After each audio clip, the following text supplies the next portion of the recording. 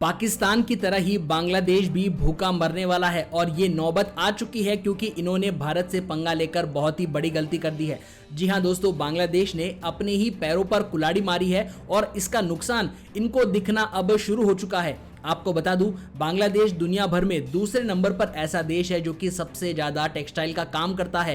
पहले नंबर पर चीन है जो कि सबसे ज्यादा कपड़े का एक्सपोर्ट करता है और दूसरे नंबर पर बांग्लादेश है। और जिस तरीके से अभी बांग्लादेश के अंदर जो राजनीतिक अस्थिरता चल रही है, बांग्लादेशी हिंदुओं के ऊपर लगातार जो है हमले किए जा रहे हैं, उससे पूरे बांग्लादेश के अंदर दोस्तों एक असमंजस सा माहौल फैल गया है कि आखिरकार बांग्लादेश में होने क्या वाला है।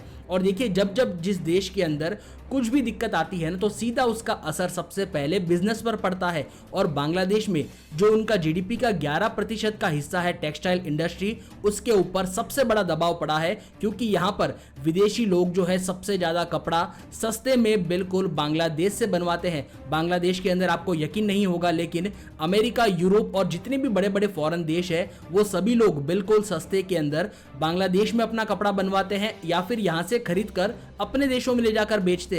लेकिन अब सबसे बड़ी दिक्कत आ चुकी है क्योंकि यहाँ पर बांग्लादेश में अब सब चीजें खत्म होने वाली है। धीरे धीरे जो है टेक्सटाइल इंडस्ट्री बर्बाद हो रही है। हर दिन बांग्लादेश को लाखों करोड़ों रुपए का नुकसान हो रहा है, लेकिन इससे भारत को एक बहुत ही बड़ा फायदा मिला है। भारत की यहाँ पर चांदी हो रही है। और देखिए, भारत के गुजरात में जो सूरत शहर है वो भी दुनिया का सबसे बड़ा टेक्सटाइल का हब माना जाता है। वहां पर भी हजारों करोड़ों रुपए की कपड़ों की इंडस्ट्री लगी हुई है। और अब बांग्लादेश में जैसे ही यहां पर अस्थिरता बनी है, तो सीधा फायदा यहां पर भारत को पहुंचने वाला है क्योंकि वो सारे के सारे डीलर्स, सारे के सारे बड़े ब्रांड्स जो कि बांग्लादेश से कपड़ा बनवाते थे, वो अब सीधा भारत के पास आ चुके हैं। और सूरत के अंदर सभी लोगों को जो है यहाँ पर बड़ी बड़ी मात्रा के अंदर ऑर्डर मिलने चालू हो चुके हैं क्योंकि बांग्लादेश ने तो वो गलती कर दी जो भारत के साथ में इन्होंने यहां पर हमला करने की साजिश कर दी है। कई सारे लोग जो है हर दिन जो बांग्लादेश की सड़कों पर निकल रहे हैं, वो लोग कह रहे हैं कि हमें भारत से कुछ भी नाता नहीं रखना है और इसी चक्कर में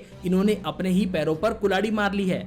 और देखिए, हालत तो ये हो चुकी है कि बांग्लादेश के अंदर कई सारी कपड़ों की जो इंडस्ट्रीज है, फैक्ट्रीज है, वो बंद होने की कगार पर आ चुकी है। आप देख सकते हो कि यहाँ पर बने जो कपड़े होते हैं बांग्लादेश में बने हुए, वो सारे दुनिया भर में बिके जाते हैं। और आपको बता दूं, भारत के अंदर भी अभी भी बांग्लादेश के कपड़े कई सारे ब्रांड्स बेच रहे हैं, जिनको कि ये जो लोग हैं वो काफी ज्यादा विरोध भी कर रहे हैं कि ये नहीं होना चाहिए। वो आप देखेंगे कि कुछ ही दिनों के अंदर बांग्लादेश में बनने वाले कपड़े भारत के अंदर देखने को नहीं मिलने वाले हैं क्योंकि बांग्लादेश जो है यहाँ पर बहुत ही गलती कर बैठा है। वही गलती जो पाकिस्तान ने की थी, वही गलती अब यहाँ पर बांग्लादेश भारत से टक्कर लेकर कर रहा है। देखिए, बांग्लादेश की जो जीडीपी है उसका 11% जो हिस्सा है वो टेक्सटाइल इंडस्ट्री से आता है, यानी कि इतना पैसा कपड़े बनाकर और कपड़े बेचकर बांग्लादेश की सरकार कमाती है।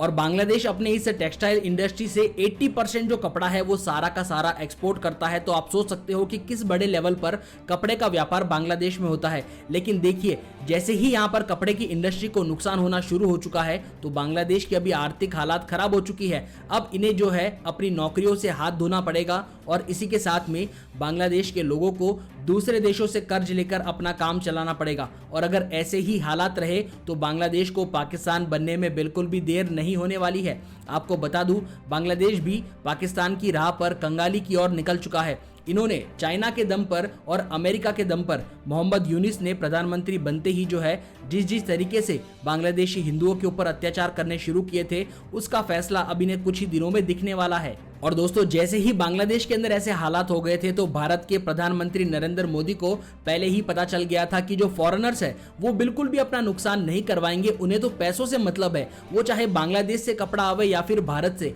इसी वजह से भारत के प्रधानमंत्री नरेंद्र मोदी ने सारी सरकारों के साथ में मिलकर एक इतना बड़ा प्लान लॉन्च किया है जिसके अंदर भारत को अब टेक्सटाइल इंडस्ट्री का हब बनने वाला है। आपको बता दूं, 2030 तक भारतीय सरकार जो है 90,000 करोड़ रुपए, जो कि करीबन कपड़े की इंडस्ट्री की 350 बिलियन डॉलर की यहां पर इंडस्ट्री है, उसके अंदर भारत 90,000 करोड़ रुपए इन्वेस्ट करने वाला है। और इससे होगा ये कि नई नई फैक्ट्रीज बनेगी, नए टेक्सटाइल के यहां पर वर्कर्स मिलेंगे और ज्यादा काम होगा, तो भारत को ज्यादा टैक्स मिलेगा, एक्सपोर्ट भी ज्यादा बढ़ेगा और इससे जो है फायदा भारत को ही होने वाला है।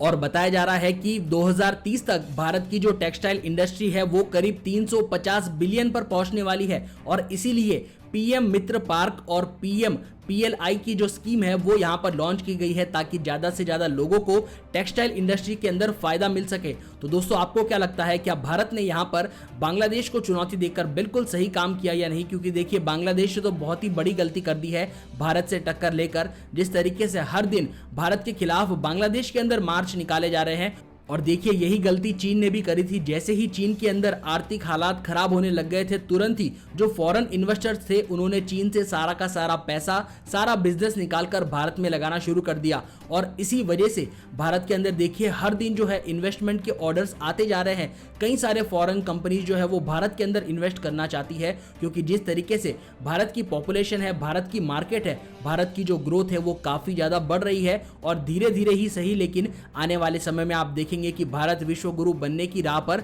आगे बढ़ चुका है। तो दोस्तों आपको क्या लगता है, क्या प्रधानमंत्री नरेंद्र मोदी के नेतृत्व में भारत एक बार फिर से विश्व गुरु बन पाएगा या नहीं? अपनी राय कमेंट सेक्शन में जरूर लिखिएगा।